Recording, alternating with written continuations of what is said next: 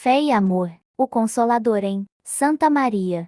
O material que colocamos aqui não representa de forma alguma toda a verdade, mas uma coleta de informações com várias pessoas e suas visões da história. Iola Ramos da Cunha, Abelardo da Cunha e Adolfo Ramos de Almeida, que repassou vários casos que ouviu de Ranulfo filho de Mariano da Cunha.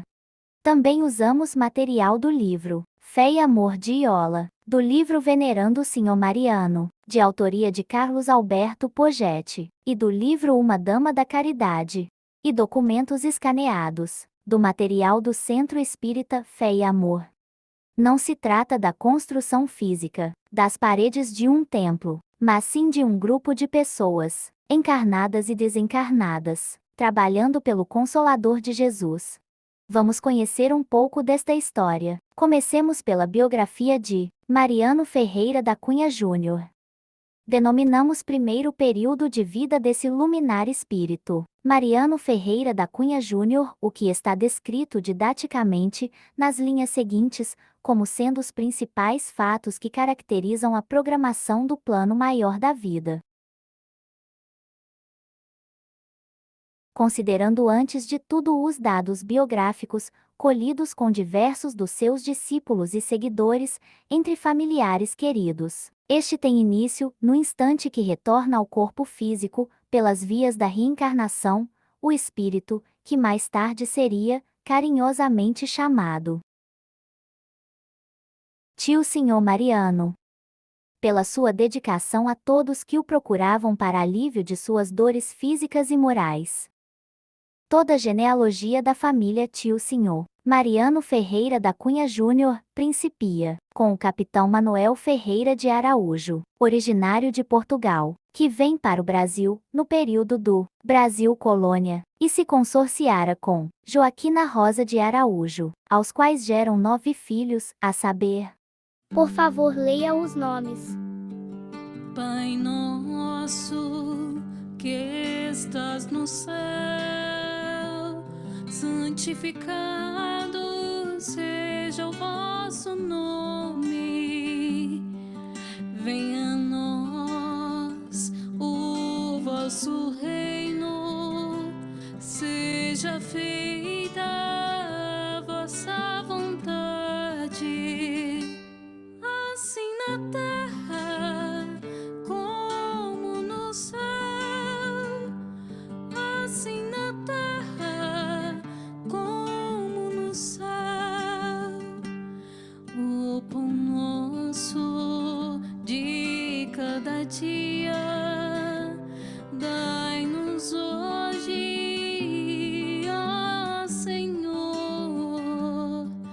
Perdoai as nossas dívidas, assim como perdoamos aos nossos devedores. Não deixeis cair em tentação, mas livrai-nos de todo mal. Não deixeis cair em tentação, mas livrai-nos de todo mal. Tio Senhor consorciara-se com Erondina de Janira de Almeida, neta de Joaquim Gonçalves de São Roque e Ana Petronilha de Araújo, capitão São Roque e vó Aninha, que moravam em Santa Maria. Mãe extremamente zelosa, tornando-se o móvel basilar de sua missão, mulher de caráter exemplar para as gerações futuras. Com perfil e caráter discreto, Dona Erondina era também mulher idealista, que através do seu exemplo e dedicação, ao lado do seu companheiro Mariano, contribuiu para fazer germinar, naquelas terras dádivas de Deus, a semente generosa da doutrina dos espíritos. Codificada pelo professor Hippolyte Léon, Denisard de Rivail, Allan Kardec. Sofrendo as agruras da atividade pioneira, da implantação do cristianismo redivivo, na pátria do Cruzeiro, Dona Erondina revelou sua fibra de missionária e denodada, não deixando jamais o desempenho de uma tarefa apostólica que impulsionava sua contraparte, Mariano, a qual culminou com a fundação de uma instituição espírita também pioneira na região. Mariano Ferreira da Cunha Júnior nasceu, aos 19 de novembro de 1875, na cidade de Sacramento, estado de Minas Gerais, Brasil. Foi criado e educado sob os rigores dos princípios da religião católica, em lar cristão. Possuía, pelo lado de sua avó paterna, dois tios-avós padres, um deles homem notável em seu tempo, vigário da Capela Imperial, doutor em teologia, latinista, professor de ciências e político, tendo sido deputado às Cortes de Portugal e às Assembleias Provinciais. Embora a educação religiosa que recebera no lar cristão, desde sua infância manifestou aversão às doutrinas ortodoxas, o que contribuiu para conduzi-lo às ideias materialistas, termo muito usado na época para definir pessoas que não acreditavam em religião. Pelas conjecturas que traduzia em suas ilações filosóficas, era inteligente e perspicaz. Sua atividade profissional era contador prático, na época se denominava guarda-livros. Em ordem cronológica, Ranulfo Gonçalves da Cunha, Muliana da Cunha, Iracema da Cunha, Bittencourt da Cunha, Fenelon da Cunha, Sara da Cunha, Flammarion da Cunha. O lar cristão que construíram com a família, que estabeleceram nesses mesmos princípios, se desvelará à posteridade como das maiores lições de vida para a humanidade, na qual o aliado do Cristo Jesus planejou nos altíssimos planos superiores. Nesta foto podemos ver como era o seu lar. Muitos familiares, amigos e todos que lá chegavam, eram acolhidos com amor. Mariano como contador prático, juntamente com o inolvidável mestre empreendedor Frederico Peiró, que na época identificava-se como guarda-livros, na comarca de Caieiras de Paineiras, atualmente Peirópolis, em homenagem ao Peiró. O casal Frederico Peiró, desse casal sempre modelar, esse vulto eminente, que consta do singelo opúsculo, está registrado laconicamente, no nível de subsídios biográficos figura ímpar e impoluta do movimento espírita mineiro. Além de considerado vulto representante do progresso empresarial, político e social dessa próspera região de Uberaba. Em Paineiras, Peirópolis que Mariano da Cunha desenvolveu parte dos seus trabalhos profissionais de competente contador prático, muito querido e estimado por seu patrão, Frederico Peiró. Lá Mariano chegou a exercer mediunidade, mesmo sem saber do que se tratava, mas a mão dele tremia, pegava caneta tinteiro e escrevia traduzindo manuais do maquinário que estavam em alemão, e indicando locais onde seria melhor para encontrar o cal. Quando morou em Engenheiro, Lisboa, montou uma venda-mercearia, onde alguns casos mediúnicos ocorreram com ele, ainda assim sem saber do que se tratava, achava objetos perdidos e muito mais.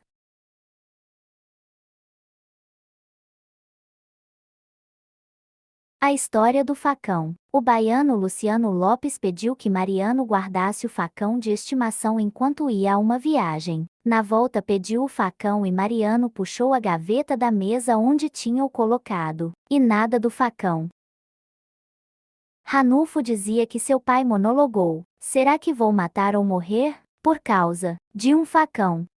Foi quando sua mão tremeu, pegou o papel e escreveu: "Está debaixo do cesto na despensa." Alguém tinha mudado o facão de lugar. Nestas situações, antes de ele se tornar espírita, ele sempre dizia: "Isso não está em mim, não."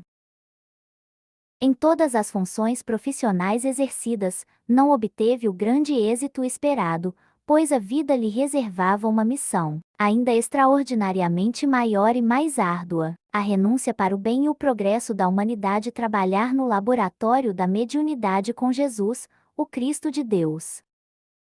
Seria essa mudança, no curso de uma vida, planejada nos elevados planos da espiritualidade superior que rege os destinos da Terra, para talvez realizar uma contabilidade divina. Ranulfo nesta foto. Ranulfo Gonçalves da Cunha. Até então, como dizia seu filho mais velho Ranulfo, seu pai Mariano era um homem austero, temperamental e vivia altos e baixos nas finanças. Ao falir a venda, a única esperança era ir para a fazenda dos avós de sua esposa. Foram recebidos em festa e construíram uma casa semelhante à dos demais moradores. Local da construção da primeira casa, de Mariano da Cunha em Santa Maria. Podemos ver as pedras do alicerce e alguns paus de aroeira que serviam de colunas. Na estrada, poeira levanta e ninguém se espanta, poeira de paz. Montaria leve, cavaleiro alegre, segue seu destino para falar de amor. Caminho para se chegar no local da casa. Ai, Senhor,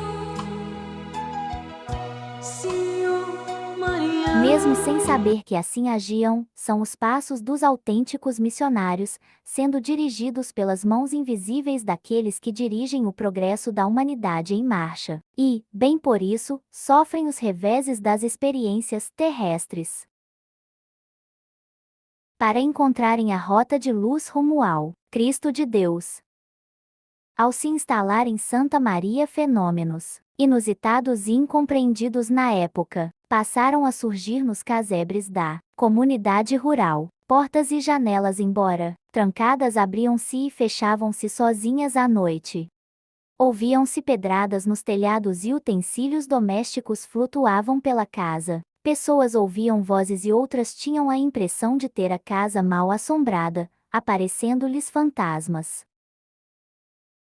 Em uma das casas, as roupas limpas das pessoas que lá visitavam ficavam marcadas com mãos sujas.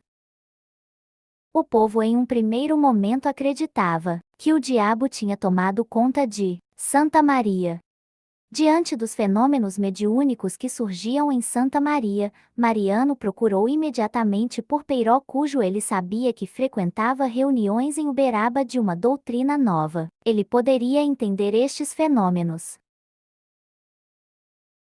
Peiró o acompanhou de volta e ouviram juntos os relatos da população local sobre vários fenômenos de efeitos físicos. O próprio Peiró não soube explicar a razão da ocorrência de fenômenos nas casas e sugeriu que se fizessem reuniões entre os moradores, para que as entidades espirituais pudessem explicar quais seriam as atribuições a serem desenvolvidas nesta comunidade, pois em vez de ser coisa do diabo, poderia ser coisa de Deus.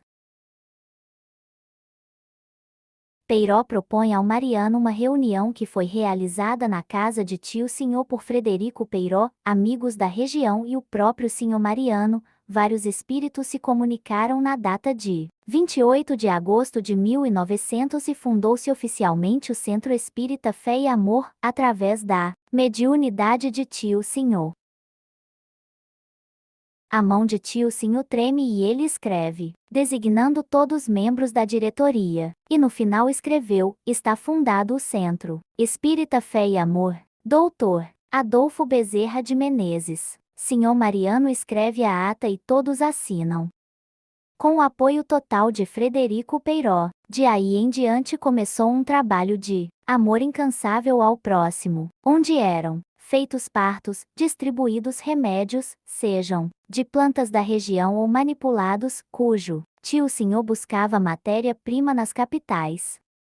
Tio Senhor ficou muito conhecido por ajudar aos obsedados considerados loucos pelo povo da época. Com seu cavalo não tinha distância para ajudar, horário para atender, sempre estava à disposição das pessoas. Todos que chegavam em Santa Maria, procurando ajuda, eram acolhidos nas casas do povo. Tio Senhor mesmo vivia com a casa cheia. Os que ali chegavam poderiam sempre ser acolhidos para depois terem um regresso tranquilo, pois muitas vezes a distância era grande e as pessoas vinham a pé ou a cavalo, sendo assim precisavam de refeição e até de pouso.